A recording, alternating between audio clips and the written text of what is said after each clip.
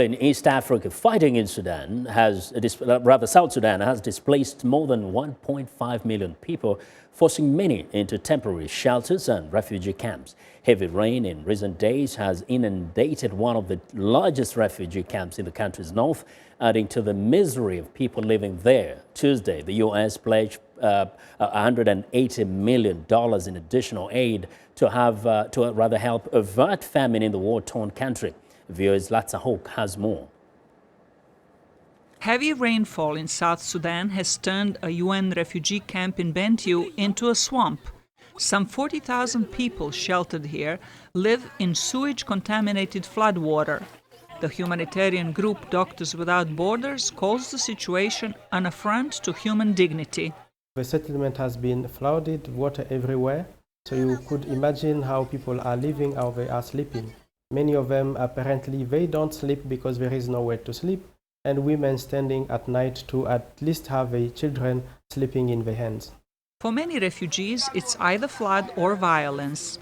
We are living inside the water, and outside there we have been destroyed by war. And come here, we have been destroyed by water, and we don't know what to do. Aid workers say it is too dangerous for women to leave the camp to get fuel and food that needs to be cooked to prevent contamination. Many women, they claim to be at risk of being raped when they go out of the POC, and this poses a serious issue, because how do they manage? How should they eat this food without fuel for cooking?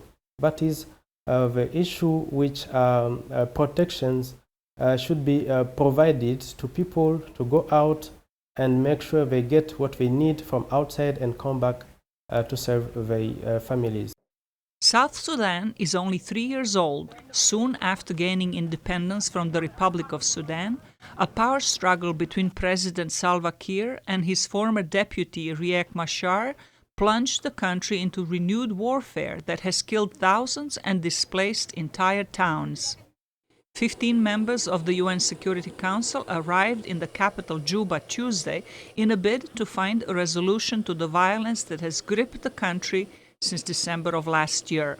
U.S. envoy Samantha Power says 50,000 children under 5 are facing death from famine in the coming months. As all of you know, the killing is continuing, notwithstanding the fact that a cessation of hostilities has been signed. So far, there has not been near the implementation of that cessation of hostilities that is needed to bring peace and stability to this country and get it back on track. Power said the UN visit underscores the importance to South Sudan's leadership of following up on its commitment to form a transitional governing body ahead of next year's general elections.